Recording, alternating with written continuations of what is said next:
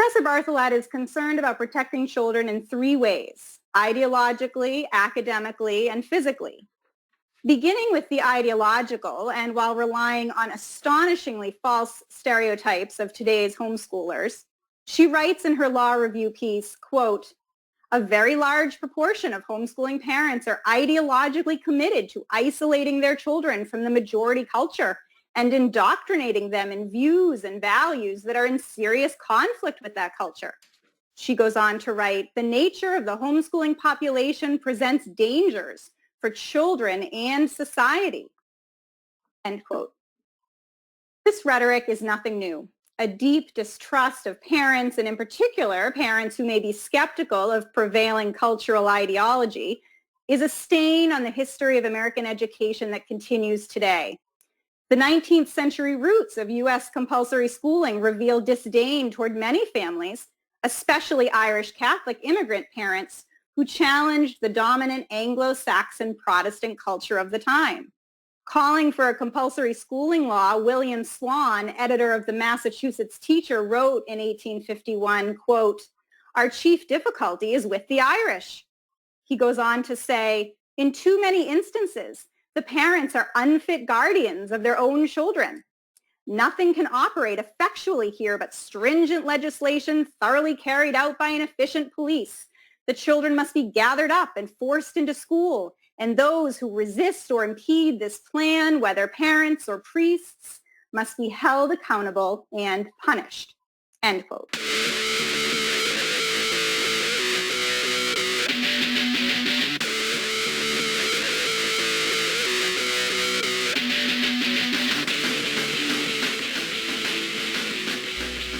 On April 20th, Harvard alum, nonfiction author, and senior education fellow at the Foundation for Economic Education, FEE.org, Carrie McDonald, saw FEE release a written piece that garnered a great deal of national attention.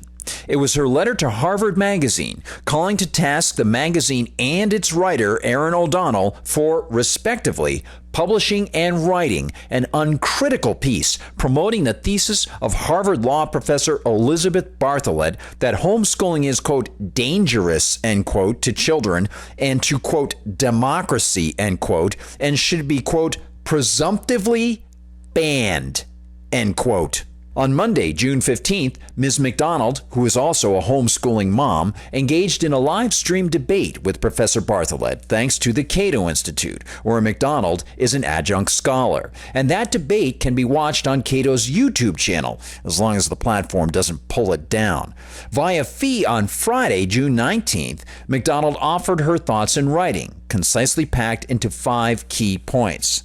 But before exploring her reaction to the exchange, it's important to point out that Professor Bartholet's paper, itself published in the Arizona Law Review, was an unrelenting, unapologetic attack on not only homeschooling, but, by association, the very concept of parenting itself. The first few lines of the abstract offer a hint of Bartholet's thesis. Quote, "This article describes the rapidly growing homeschool phenomenon and the threat it poses to children and society. Homeschooling activists have in recent decades largely succeeded in their deregulation campaign, overwhelming legislators with aggressive advocacy. As a result, parents can now keep their children at home in the name of homeschooling, free from any real scrutiny as to whether or how they are educating their children. Many homeschool because they want to isolate their children from ideas and values central to our democracy, determined to keep their children from exposure to views that might enable autonomous choice about their future lives." Curiously, neither the Law Review nor Professor Bartholet amplified on how she could characterize as aggressive advocacy the work of parents simply attempting to retrieve decision-making power over the education of their own offspring. To be precise, that would be defensive, not aggressive. And Bartholet did not relent in her own aggressive misanthropy when facing McDonald, so McDonald's reaction is valuable reading. In her new Fee piece entitled 5 Things I Learned Debating the Harvard Professor Who Called for a Presumptive Ban on Homeschooling, McDonald begins with the fundamentals. Bartholet's unshakable, quixotic, and religious fervor that the state should be co-parent. 1.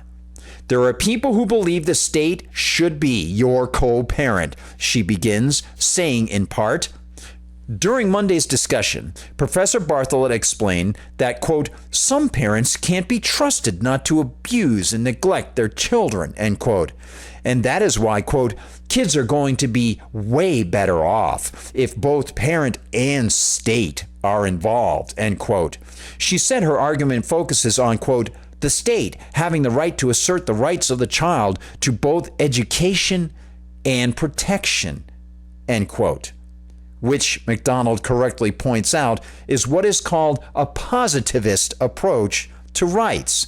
And that's not only extremely dangerous, it runs counter to the meaning of rights.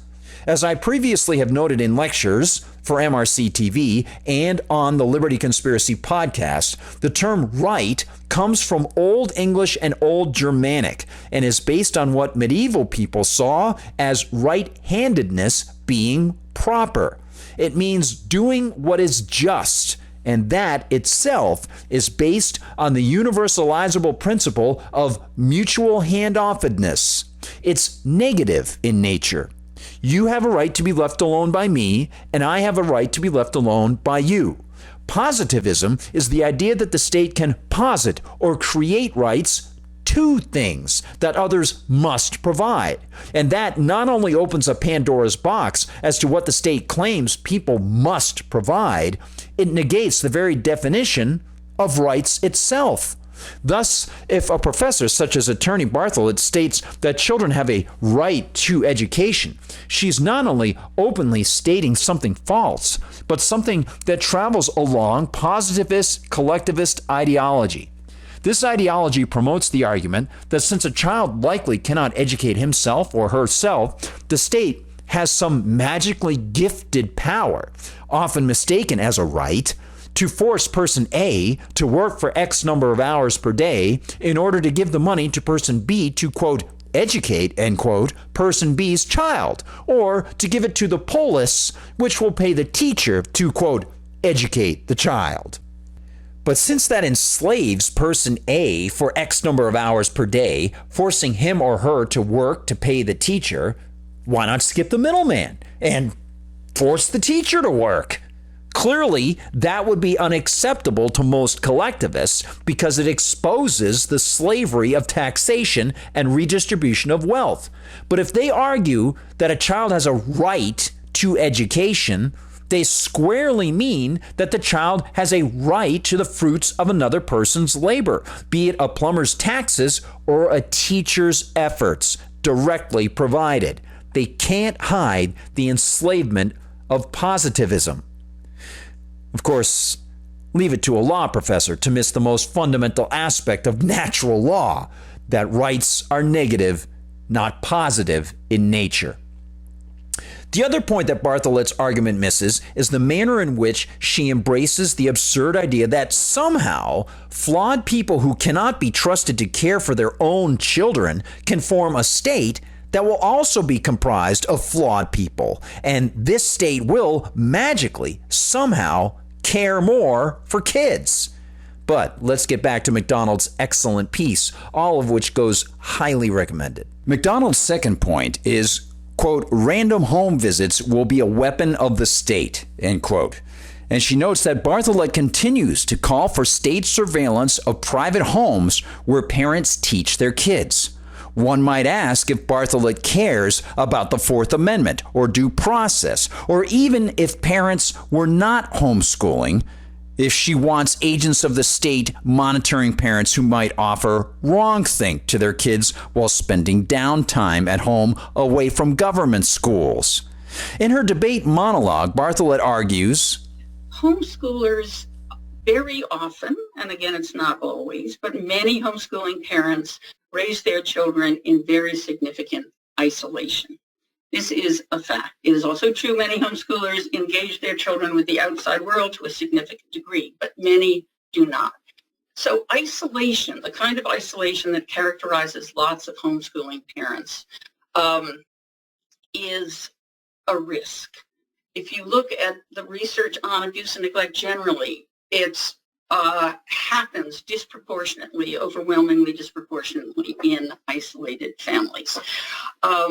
So what protects children? What did we build in as a major step when we created a child protection system in this country? We built in mandated reporters, a system of teachers and other people who come into regular contact with most children are required by law to report suspected abuse to Child Protective Services agencies. That's how those agencies have a chance to investigate and decide if children need more aggressive intervention to protect them. Teachers are the largest group of mandated reporters. Most children in this society, all the children who go to public schools, have that minimum bit and very important bit of protection, that they see teachers on a daily basis or are supposed to, and teachers, if they suspect abuse and neglect, have to report it so that it can be investigated. So in that area, I think we need minimum regulation to protect children in the homeschooling area. This is not massive surveillance of homeschooling parents, but I think before you're allowed to homeschool, there should be a check with Child Protective Services to see if the family has a significant record of abuse and neglect. And if they do have that record, I do not think the parents should be allowed to homeschool. But there are two significant problems with this. First, as McDonald notes, government-run school systems are rife with reports of child abuse, from physical beatings to verbal abuse to rape to mental abuse and grade use as a weapon. The issue, though, is that government schools are not safe for many children. And here we have a highly regulated, standardized system of schooling that's increasingly focused on surveillance with video cameras and metal detectors, where you have licensed educators, and you still have rampant abuse. I mean, USA Today just last fall revealed the federal probe into the Chicago public schools that found 280 adult-on-student sexual harassment complaints and 2,800 student-on-student sexual harassment complaints over the course of 4 years.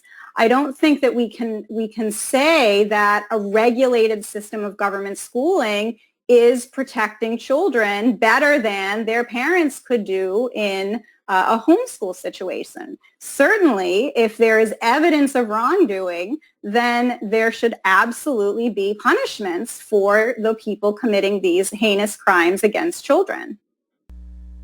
For some children, the very process of going to school or being forced to endure social stigmas and cliques becomes psychologically damaging, leading some children to take their own lives or act out in violent rage. Can one hold the government to Professor Bartholet's standard? How about this? Even if one cannot prohibit the state from imprisoning a child in such a dangerous environment, would Professor Bartholet permit others to withhold their money from such a system? Surely, if the professor had heard that a member of a family or visiting teacher had abused a homeschool child, not only would she not want that abuser around the child, she would not want to force others to pay that abuser. Would she? And what of the policing system? If parents should not be allowed to threaten and cage children, to abuse them for whatever reason the parents might concoct, how can Professor Bartlett support agents of the state aggressively forcing people to pay for other agents of the state to police against parents aggressively and abusively dealing with their own children?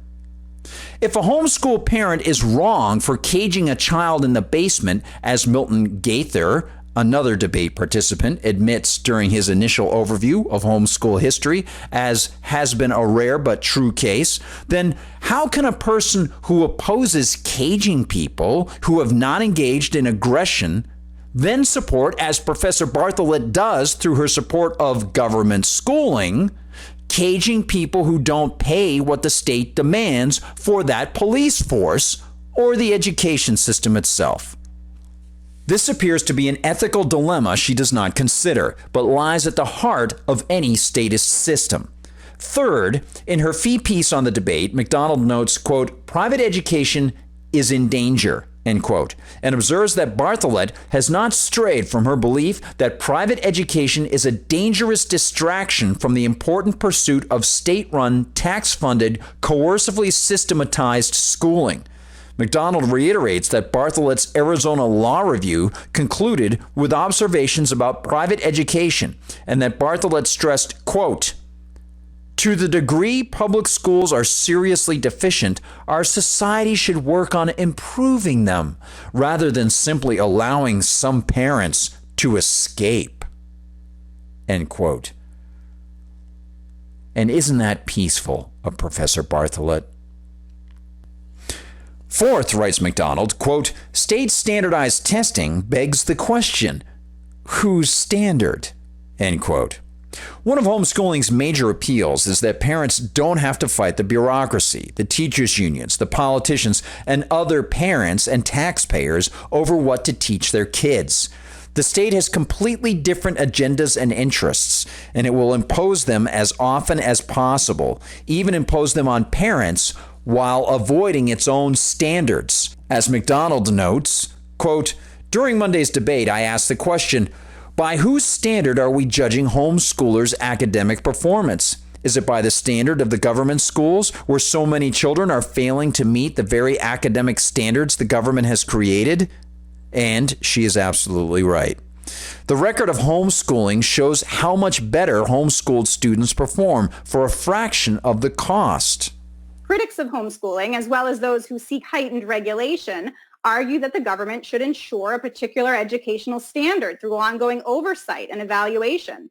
It may seem convenient to impose government control on families who opt out of conventional schooling, but it limits freedom, originality, experimentation, and divergence.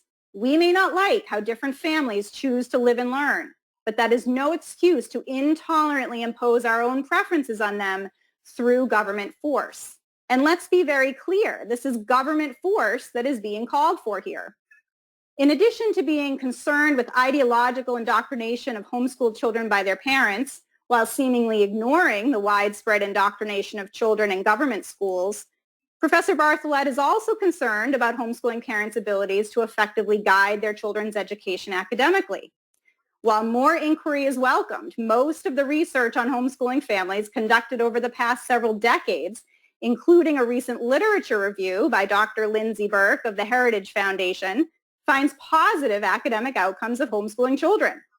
Additionally, 2019 research by Professor Daniel Hamlin at the University of Oklahoma found that compared to children in government schools, homeschooled children are 2 to 3 times more likely to go to a library, museum, art gallery, historic site, or cultural event, and 1.5 times more likely to visit a zoo, aquarium, or bookstore during the course of a month. If we contrast these findings with the academic results of children in government schools, we should really be asking ourselves, why are we even having this debate? Fifth, McDonald explains that the trend is away from the centralized, force-based state system and towards freedom. She writes, quote, homeschoolers will win, end quote, and adds, quote, there are very few movements today that bring together such a diverse group of people as homeschooling does. Families of all political persuasions, from all corners of the country, reflecting many different races, ethnicities, classes, cultures, values, and ideologies, and representing a multitude of different learning philosophies and approaches, choose homeschooling for the educational freedom and flexibility it provides. End quote. But curiously, Bartholet disagrees. In fact, she purports the myth that homeschooled children are isolated, something McDonald shreds, in part explaining, "This rhetoric is nothing new. A deep distrust of parents, and in particular parents who may be skeptical of prevailing cultural ideology, is a stain on the history of American education that continues today. The 19th century roots of U.S. compulsory schooling reveal disdain toward many families, especially Irish Catholic immigrant parents, who challenged the dominant Anglo-Saxon Protestant culture of the time. Calling for a compulsory schooling law, William Swan, editor of the Massachusetts Teacher, wrote in 1851, quote, "Our chief difficulty is with the Irish." He goes on to say, "In too many instances, the parents are unfit guardians of their own children. Nothing can operate effectually here but stringent legislation thoroughly carried out by an efficient police. The children must be gathered up and forced into school, and those who resist or impede this plan, whether parents or priests, must be held accountable and punished." End quote. 1 year later, Massachusetts passed the nation's first compulsory school attendance law, which for the first time mandated that parents send their children to school under a legal threat of force. Many Catholic parents rebelled and established their own parallel system of parochial schools, which the government continuously tried to attack and weaken. This effort peaked in 1922 when Oregon banned private schools, a law that was overturned by the U.S. Supreme Court, stating that the child is not the mere creature of the state. Today, homeschooling parents fight a similar ongoing battle to raise and educate their children as they choose, free from government intervention. Critics of homeschooling, as well as those who seek heightened regulation, argue that the government should ensure a particular educational standard through ongoing oversight and evaluation. It may seem convenient to impose government control on families who opt out of conventional schooling, but it limits freedom, originality, experimentation, and divergence. We may not like how different families choose to live and learn, but that is no excuse to intolerantly impose our own preferences on them through government force. And let's be very clear, this is government force that is being called for here. In addition to being concerned with ideological indoctrination of homeschooled children by their parents, while seemingly ignoring the widespread indoctrination of children in government schools, Professor Bartholet is also concerned about homeschooling parents' abilities to effectively guide their children's education academically. While more inquiry is welcomed, most of the research on homeschooling families conducted over the past several decades, including a recent literature review by Dr. Lindsay Burke of the Heritage Foundation, finds positive academic outcomes of homeschooling children. Additionally, 2019 research by Professor Daniel Hamlin at the University of Oklahoma found that compared to children in government schools, homeschooled children are 2 to 3 times more likely to go to a library, museum, art gallery, historic site, or cultural event, and 1.5 times more likely to visit a zoo, aquarium, or bookstore during the course of a month. If we contrast these findings with the academic results of children in government schools, we should really be asking ourselves, why are we even having this debate? According to the most recent NAEP scores, math and reading scores declined, and 2/3 of U.S. students are not reading proficiently. Additionally, only 15% of students are proficient in U.S. history. If the government can't even ensure an adequate academic environment for the children enrolled in its own schools, how can it possibly argue for the right to control those who opt out? In her law review article, Professor Bartholet also explains that she advocates for a presumptive ban on homeschooling to protect children from physical abuse or neglect that could be hidden if children don't attend school. As with the academic argument, there is no compelling evidence that homeschooling parents are more likely to abuse their children than non-homeschooling parents. And some research to suggest that homeschooling parents are actually less likely to abuse their children. Additionally, and perhaps most disturbingly, this argument ignores the fact that children are routinely abused in government schools by government educators. Headlines abound of educators abusing children on school premises. And a 2004 U.S. Department of Education study found that 1 in 10 children who attend a government school will be sexually maltreated by a government school employee by the time the child graduates from high school. That is 5 million kids. And that is only abuse of children by educators. Peer abuse in the form of peer sexual assault and bullying is rampant in schools, with data suggesting that nearly half of all school children in grades 4 to 12 are bullied at least once a month. And Bartholet also has the dogged collectivist tenacity to, evidently, mislead even herself into believing that her propositions in favor of state control and checks are not... I think that education needs to include some exposure to views and values other than those of the parents. This is completely different from imposing orthodoxy, which Neil registered concern with. Of course, I don't want to impose orthodoxy on children. Even if children are at school on a regular schedule, the parents have more hours of control over the child's thinking than the school does by far. I just think that it's great that parents want to raise kids in their own views and values with their own religion. I'm not trying to interfere with that. I'm saying that children have a right to exposure to some other people and ideas about how one might live one's life, so that when they become adults, they have some meaningful opportunity to choose something other than the views, the values, the culture that their own parents have chosen.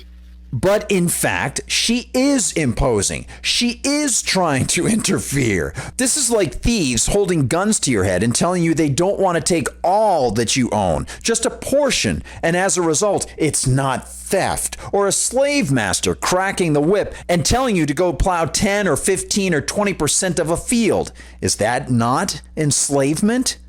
Try to answer while you're behind the plow, and try to leave the plow sometime. You'll get your answer. And then, of course, there's the overall blindness of Bartholet's thesis and her proposals, the blindness to the unworkability of the state and the recursive nature of her worries about individuals, which redounds with greater alarm when it finally falls on studying the organization with the legal monopoly on the use of aggressive violence, the state collective.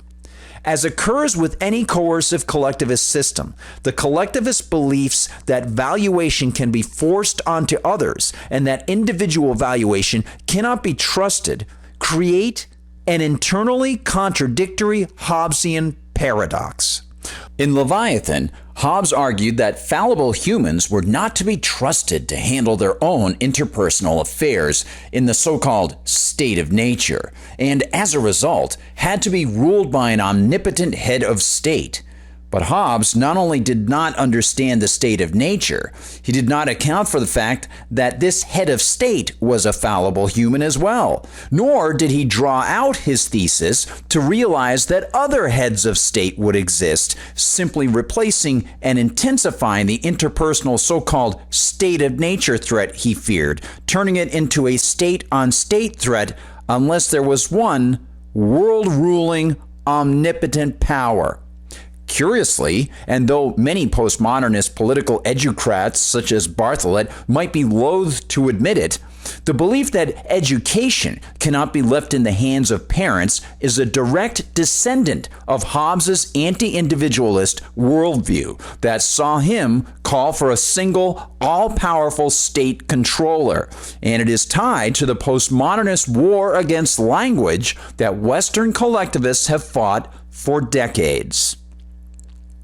To understand how the fear of homeschooling, the Hobbesian Leviathan, and leftist postmodernism are connected and how they all target the same goal, it's valuable to understand the postmodernist attack on language, something that at first blush might appear to be individualistic, but is merely a tool to demonize opposition, destroy individual voluntary interaction, and impose a central authority over speech. Postmodernist deconstructionism and semiotics stand firmly rooted in the idea that language can be made to mean anything regardless of etymology or original intent. In their long-standing attempt to redefine the words of others and demonize political opponents, postmodernists have embraced the idea of lingua ex nihilo, which becomes lingua atavistica, lingua solipsistica, and finally, lingua non-lingua. The postmodernist answer to their regressive creation of language destruction is, as Hobbes might have argued, to have one central authority running the language policing. And that central authority will be the postmodernist collectivist. Likewise, the collectivist belief that parents are not to be trusted to educate their own children, and, in particular, that strain of anti-parental authoritarianism arguing that children are at risk of lacking exposure to other ideas, becomes a Hobbesian paradox, since one easily can argue that the small government school system that would socialize kids and expose them to wider input, as they say, is also too heterodox and thus must be ruled by some larger entity, and so on and so on and on and on as the public battle over education continues until ultimately there is no education per se, because no one is allowed to define education, since such a cadre of people defining education is too cold to all other ideas of what education actually is. And this synchronous descent into chaos for both postmodernistic language policing and postmodernistic education policing is designed to lead us to the great solution that the collectivists propose: state control over language, education, business, and every aspect of life. Of course, no such state-run system can function or grow because the state negates actual valuation and replaces it with force and threats of force under the control of the collective, which is itself really no more than a group of individuals who will always have varying ideas on priorities and valuation, and always will fight one another or try to grab the handles of coercive control. The seeds of nihilism lie waiting in the anti-individualist postmodernism of Professor Bartholet, as people constantly battle over control of the state and, hence, control over their neighbors. Through this collectivism, nothing can grow naturally. Everything is artificial, and humanity itself loses the key ingredient that gives it nobility. Humanity loses the capacity to properly exercise free individual will. And learning that God-given free will is the most important part of existence is the most important lesson of existence. Something collectivists evidently don't want people to know.